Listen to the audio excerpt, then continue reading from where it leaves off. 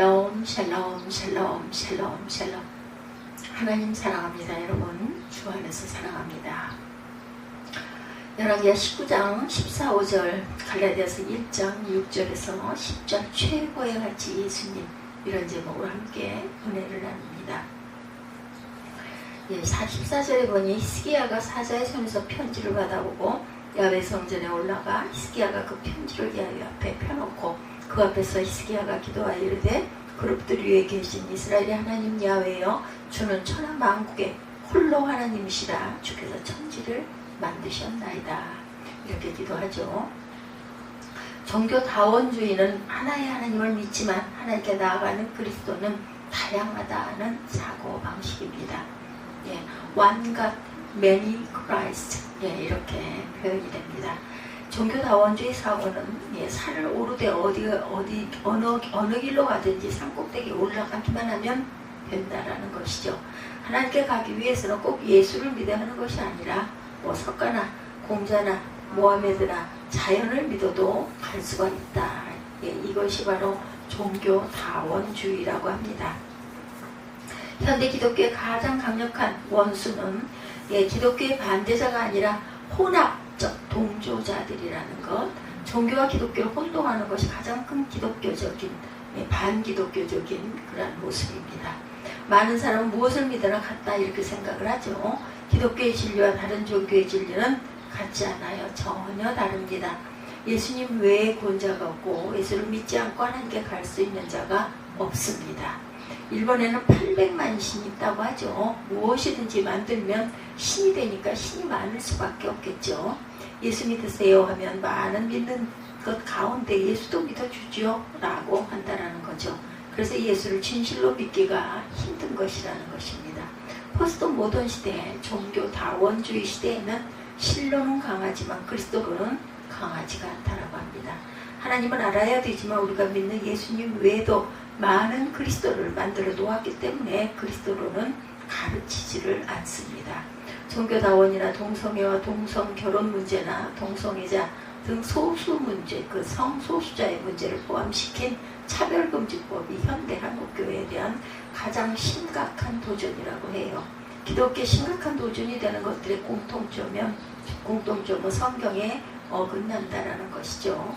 기독교는 성경에 어긋나는 것은 절대로 수용할 수 없고 성경에 어긋나지 않는 것은 무엇이든지 받아들일 수가 있다. 차별 금지는 성경에 가르치는 하나님의 명령의 원칙입니다. 헬라인, 종, 여자, 나그네, 어린이, 가난한 자, 이방인, 고아, 과부, 장애인, 병자, 이 모든 이들에 대하여 성경은 절대로 차별하지 말라고 말합니다. 오히려 이런 자들에 대하여 불쌍히 여기고 관심의 대상이 되어야 한다. 그러나 하나님의 질서에서 벗어난 자는 여지없이 책망하고 또한 벌하신다는 것이죠. 귀의 열관, 위의 열관 이런 자들은 하나님의 질서에 벗어난 자들이다. 성경은 예수님 외에 구원자가 없다고 분명히 가르쳐요. 성경 어디에도 하나님께 가는 길이 다양하다고 절대로 가르치지 않습니다. 요한복음 14장 6절에 내가 곧 길이요 진리요 생명이니 나로 말미암지 않고는 아버지께로 올 자가 없느니라. 인간이 구원받을 만한 이름이 절대로 구원받을 만한 이름이 이렇게 많지 않다. 성경은 그렇게 말하지 않습니다. 사도행전 4장 12절에 다른 이로서는 구원받을 수가 없나니 천하 사람 중에 구원을 받을 만한 다른 이름을 우리에게 주신 일이 없음이라 하였더라. 그리스도가 보통 명사이고 누구나 그리스도를 믿을 수 있다라고 합니다. 그러나 성경은 그렇게 말하지 않습니다. 사도행전 5장 42절에 그들이 날마다 성전에 있든지 집에 있든지 예수는 그리스도라고 가르치기와 전도하기를 그치지 아니하니라 이렇게 말합니다. 성경에 200번 이상 예수 그리스도 혹은 그리스도 예수라고 기록되어 있어요. 초대교회 시대에 예수 그리스도의 이 두 말이 가장 중요했고 이 두 말이 순교의 빌미가 되었다고 해요. 그들이 십자가에 못 박아 죽인 예수가 그리스도라고 하니 견딜 수 없는 일이었을 것입니다. 프랑스의 사상 르낭은 모든 역사는 그리스도 없이 이해될 수 없다 이렇게 말합니다. 우리가 역사를 기원전 BC와 기원 후 AD로 구분하는 것도 예수께서 세상에 오신 날이 기점으로 나누어지죠. 예, 복음이란 헬라어 그 유앙겔리오는 기쁜 소식이라는 뜻 굿뉴스입니다. 복음서의 주인공은 누구세요? 예수님이시죠. 복음이 예수님이 기쁜 소식입니다. 이꼬르 관계. 예수님이 세상에 오시고 예수님의 말씀과 기적과 죽으심 그리고 부활 이 모든 것이 예수님이 그 이야기, 예수님의 자신이 복음이다. 예수는 유일한 이름이다. 유일한 믿음의 대상이다. 그 이름이 구원이기에 최고의 가치가 있다. 그리스도인은 예수를 최고의 자리에 두고 사는 사람들이라는 것 잊지 마시기 바랍니다. 첫째, 예수 외에 다른 복음은 없습니다. 갈라디아서 1장 7절이죠. 네. 오늘 본문이 1장 6절부터 10절까지이기도 합니다. 갈라디아서.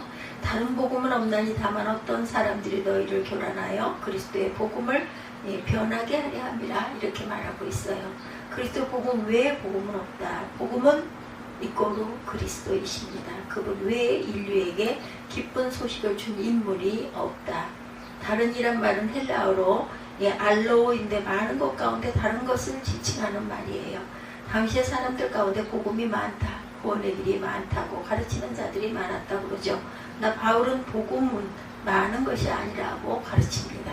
그리스도의 복음의 유일성을 단호하게 증거하고 있죠. 너희를 교란하여 라는 말은 타라손테스라는 헬라어인데 문자적으로는 소란케 하는 자들이다 이런 뜻을 갖고 있어요. 당시에 거짓 교사들이 많이 있었는데 이들을 말하는 것입니다. 거짓 교사들인 이단들은 복음을 변질시키고 교회의 질서를 혼란케 하죠. 복음을 변질시키면 반드시 교회의 질서를 혼란케 만든다. 교회의 질서가 혼란하게 되었다는 것은 복음이 변질된 결과라고 할 수가 있죠.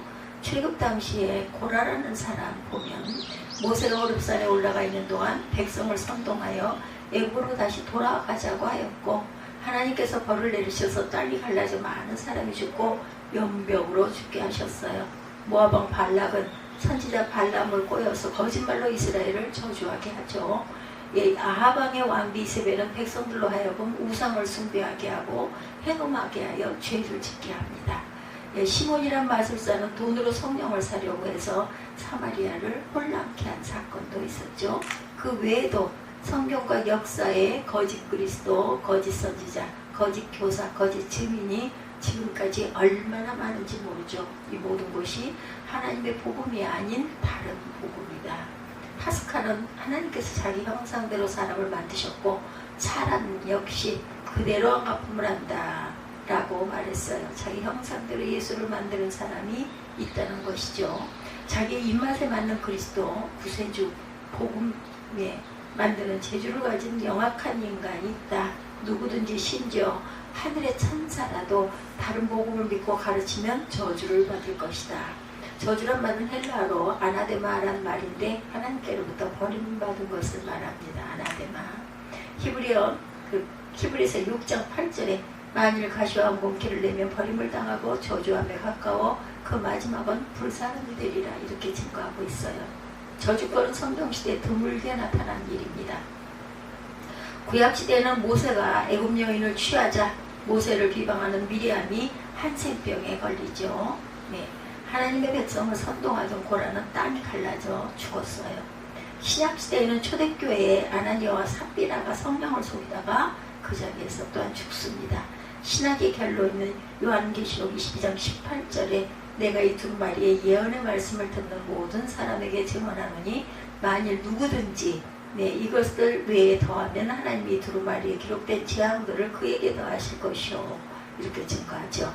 19절에도 만일 누구든지 이 두루마리의 예언의 말씀에서 제하여 버리면 하나님이 이 두루마리에 기록된 생명나무와 및 거룩한 성의 참여함을 제하여 버리시리라. 요한계시록 22장 18, 9절의 증거입니다.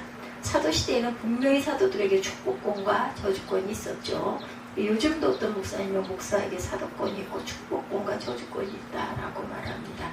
예, 우리 개신교회 신학에서는 목사가 사도직의 계승자가 아니죠. 은사라고 얘기하는 사람들도 많이 있습니다. 사도들에게는 저주권이 있어요. 그런데 저주권을 어느 때 행사해요? 아무 때나 저주할 것이 아니라 예수가 그리스도임을 부인할 때 저주합니다. 성경이 하나님의 말씀임을 부인할 때 저주하죠. 성직자를 속썩일 때 저주를 받아야 한다고 하는 이들이 있는데 성경적인 것이 아니죠. 가계 저주론이라는 설을 주장하는 이들도 있습니다. 가계 저주론, 조상의 죄와 그 죄에 대한 하나님의 저주가 가계를 통하여 후손에게 계속 유지된다는 것. 그러나 이 설은 성경적이 아니고 우리 교단의 이단성이 농후하다고 결의하죠.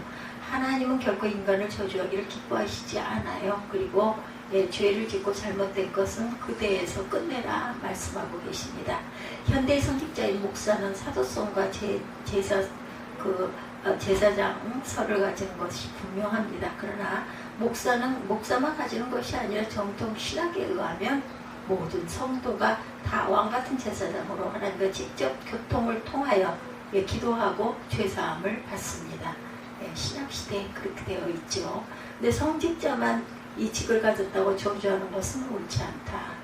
그리고 축복권과 저주권을 동시에 가지고 있다면 성도를 축복하여 복받게 하는 것이 훨씬 복음적이고 좋은 일이죠. 순교는 왜 합니까? 예수님이 그리스도이심을 부인하려고 하므로 순교에까지 이르죠. 예수님의 그리스도임을 부인하는 강압은 로마 황제도 그랬고 일본도 신사참배를 강호했죠. 예수님이 그리스도라는 것 외에 다른 것을 믿으라고 하는 종교도 있습니다. 이슬람이 그렇죠. 하나님을 왜곡하여 이성주의로 해석하여 성경적 의미를 상실하게 하는 경우도 있어요. 성경 외에 다른 경전을 믿으라고 강요할 때도 있습니다. 심지어 십자가 자기가 그리스도이고 재림주라고 현혹하는 경우들도 많이 있죠. 이런 경우에 복음을 지키기 위해 목숨을 내어놓는 결단과 용기가 있었어요. 이럴 때 진실한 성도는 순교합니다. 우리가 믿는 복음의 핵심은 예수 믿고 구원받습니다 입니다. 이외에 다른 복음은 없어요. 예수님 외에 구원자가 있다는 것도 다른 복음이고 예수 믿으면 돈을 많이 번다는 것도 다른 복음입니다. 예수님 외에 그리스도가 없어요. 예수님을 믿는 목적이 구원이나 영생이나 천국 외에 다른 것을 말하면 다른 복음입니다. 파스칼은 예수를 통해 우리가 하나님을 알고 예수를 통해 우리가 우리 자신을 알게 된다 이렇게 말합니다. 예수님은 유일한 복음이에요. 우리 지식의 근본 예수님만 그리스도이시고 성경만이 하나님의 말씀이고 이 진리를 지키는데 우리의 목숨을 버릴 가치를 가지고 있다는 것. 둘째, 사람을 기쁘게 하려고 다른 복음을 전하면 그리스도의 종이 아닙니다. 갈라디아서 1장 10절에 이제 내가 사람들에게 좋게 하랴 하나님께 좋게 하랴 사람들에게 기쁨을 구하랴 내가 지금까지 사람들의 기쁨을 구하였다면 그리스도의 종이 아니니라 이렇게 말씀하고 있어요. 그리스도나 십자가를 가르치지 않고 율법주의자들의 가르친 대로 가르쳤다면 사람을 기쁘게 하는 사람의 종이지 그리스도의 종이 아니라는 거죠. 그리스도의 종이란 바울의 정체성입니다. 바울이 누구의 종이에요? 바울은 사람의 종이 아니라 그리스도의 종입니다.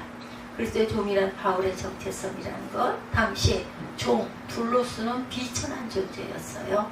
바울이 누구의 종이라고요? 사람의 종이 아니라 그리스도의 종이다. 주인에게 절대적으로 복종해야 하는 존재가 바로 종이죠. 근데 바울은 종이라고 자처합니다. 사람의 종이라면 불쌍하기 그지없지만 한 주인이신 그리스도에게 절대적으로 복종하는 그리스도의 종이 된 것이죠.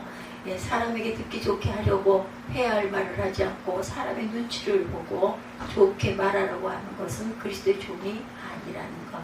해야 할 말씀을 하지 않고 하지 않을 말을 하는 것은 그리스도의 종의 모습이 아닙니다. 선지자 나단은 다윗이 죄를 범하였을 때 하나님께서 다윗에게 하나님의 경고의 말씀을 전하게 하죠. 나단은 다윗에게 가감없이 말씀을 전달합니다. 나단이 다윗에게 가난한 자의 양을 빼앗은 옳지 못한 부자에 대해서 비유로 경고했을 때 다윗은 이 일을 행한 그 사람은 마땅히 죽을 자다 이렇게 말합니다. 그때 사무엘하 12장 7절에 나단이 다윗에게 이르되 당신이 그 사람이라고 다윗에게 말하죠. 다윗은 내가 범죄하였다 하고 고백하였고 나단은 야훼께서 사하셨다 하고 선포합니다. 나단은 사람에게 좋게 보이려고 한 것이 아니라 하나님께 좋게 하려고 하나님의 말씀을 전한 것이죠. 헤롯이 예수님의 제자 야고보를 참수합니다. 유대인들이 헤롯이 행한 일을 보고 기뻐하죠. 사도행전 12장 23절에 헤롯이 영광을 하나님께로 돌리지 아니하므로 주의 사자가 곧 친히 벌레에게 먹혀 죽었다 이렇게 나오고 있어요. 헤롯은 유대인들을 기쁘게 하여 자신의 통치의 덕을 보려고 처참하게 죽습니다. 그렇게 하려다가 사람의 기쁨을 구한 자의 말로가 이렇다.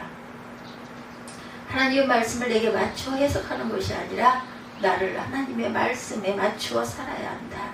그래야 말씀 중심의 사람이라고 말할 수 있고 바른 복음을 믿는 것이죠. 유대주의자들은 율법을 강조함으로 십자가의 도가 헛된 것이었어요.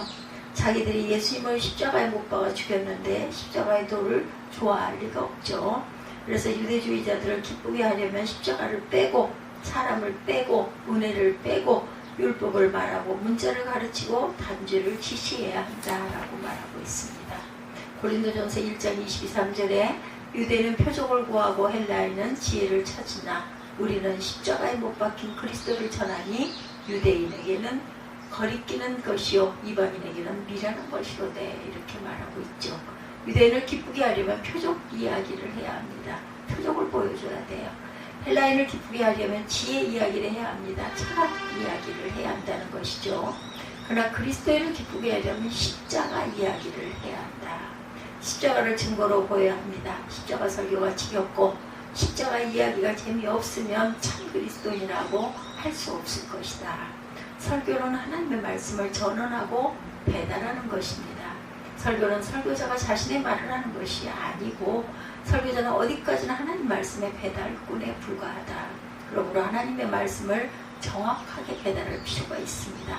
가끔은 비행기를 탈 때나 맡겨둔 가방에 엉뚱한 곳으로 가서 다시 찾아올 때가 있죠. 비행기 탈 때. 택배로 귀중한 물건을 붙였는데 부서지거나 딴 곳으로 갈 때도 있습니다. 이삿짐 센터에 이사를 부탁했는데 흠집이 나거나 도난 사고가 날 때도 있어요. 이럴 때 가장 중요한 건 배달 사고를 내지 않는 것이죠. 하나님의 말씀도 배달 사고를 내서는 안 된다. 사람을 기쁘게 하는 것을 배달 사고를 내는 것이나 마찬가지라는 거 잊지 마십시다. 보기 좋은 떡이 먹기도 좋다는 말이 있죠. 결 같은 맛이라도 보기 좋게 만든 음식이 맛도 있다라는 뜻입니다. 보기만 좋게 하고 맛이 없으면 좋은 음식이 아니죠. 입에만 맛있게 하여 맛만 좋다면 틀림없이 유해식품입니다. 흔히 듣는 말 가운데 쓴소리다 이런 말이 있어요. 귀에 듣기에는 거슬리지만 실제로는 유익한 말을 합니다. 사람은 듣기 좋은 소리만 듣는다는 말을 하고 있어요. 사람은 누구나 쓴소리를 싫어하고 단소리를 좋아합니다. 먹기도 단 게 맛이지 쓴 게 맛있진 않죠. 미국의 맥케인 의원은 미스터 쓴소리라는 별명을 가지고 있고 트럼프 대통령에게도 많은 호언을 했습니다. 우리나라의 조순영 전 의원이 한국의 미스터 쓴소리였다고 합니다. 당장 귀에 듣기 좋은 말은 아니지만 유익한 말을 하는 사람이었다고 그러죠. 세상에는 사람의 입맛에만 맞춘 불량식품들이 많이 있다라는 것, 사람들의 귀에만 달콤하게 맞춘 듣기 좋은 말들이 많이 있습니다. 이런 입에 맞춘 불량식품이나 귀에 맞춘 듣기 좋은 말은 결국 사람의 영육의 건강을 해친다라는 것 또한 잊지 마시기 바랍니다. 초대교회의 이단설 가운데 양자설이라는 설이 있어요. 예수님의 신성을 인정하지 않고 인성만을 인정하여 이단으로 정죄된 설입니다. 예수님은 원래 하나님이 아니라 사람인데 그 삶이 너무 아름다워 예수님께서 세례 요한에게 세례를 받으시고 물에서 올라오실 때 하나님께서 아들로 기쁘게 받으셨다 이런 설이라고 합니다. 마가복음 1장 11절에 너는 내 사랑하는 아들이라 내가 너를 기뻐하노라 하시니라고 하는데 이 말씀을 근거로 아들로 삼으셨다고 주장을 한다고 그러네요. 성부 하나님께서 성자 하나님을 보실 때 기뻐하셨어요. 왜 그렇게 기뻐하셨을까? 성부 하나님의 아들로 아버지 하나님이 기뻐하시는 일을 하였기 때문이죠. 로마서 12장 2절에 너희는 이 세대를 본받지 말고 오직 마음을 새롭게 함으로 변화를 받아 하나님의 선하시고 기뻐하시고 온전하신 뜻이 무엇인지를 분별하도록 하라 증거하고 있어요. 하나님께서 기뻐하신 일을 하는 것이 우리 그리스도인들의 할 일이다. 그래서 프로크루테스의 침례라는 용어가 있어요. 프로크루테스는 그리스 신화의 바다의 신 포세이돈의 아들이며 포악한 강도였다고 그러죠. 그런 지나가는 행인을 붙잡아 자신의 침대에 누이고 행인의 키가 침대보다 크면 그만큼 잘라내고 행인의 키가 침대보다 작으면 억지로 침대 길이에 맞추려고 잡아 늘려서 죽였다고 합니다. 자신이 침대 길이에 사람을 맞추고 자신의 주관적 사고에 다른 사람을 맞추는 인간의 잣대는 얼마나 독단적인지 모릅니다. 철저히 주관적이고 독단적인 사람의 키에 맞춰 사람을 기쁘게 하지 말고 영원하고 절대적인 하나님을 기쁘시게 하는 저와 여러분이 되시기를 주님의 이름으로 축복합니다. 데살로니가전서 2장 4절에 오직 하나님께 옳게 여김을 입어 복음을 위탁받았으니 우리가 이와 같이 말함은 사람을 기쁘게 하려 함이 아니요 오직 우리 마음을 감찰하시는 하나님을 기쁘시게 하려 함이라고 말합니다. 복음을 전하는 것은 사람을 기쁘게 하려는 것이 아니라 하나님을 기쁘시게 하는 일이다. 복음을 반듯하게 전하고 사람들은 기뻐하지 않더라도 하나님이 기뻐하시는, 하나님이 보시기에 옳다 인정하시는 복음을 증거할 줄 알아야 되겠다. 데살로니가전서 2장 20절에 바울은 너희는 우리의 영광이요 기쁨이니라 라고 말합니다. 우리가 하나님의 기쁨이 될 때 하나님께서도 기쁨이 되죠. 나 주님의 기쁨 되기 원하네 라는 찬양처럼 우리 모두가 바른 복음을 전함으로 하나님을 기쁘게 하는 귀한 그리스도인들이 다 되시기를 주님의 이름으로 축복합니다. 기도하시겠습니다.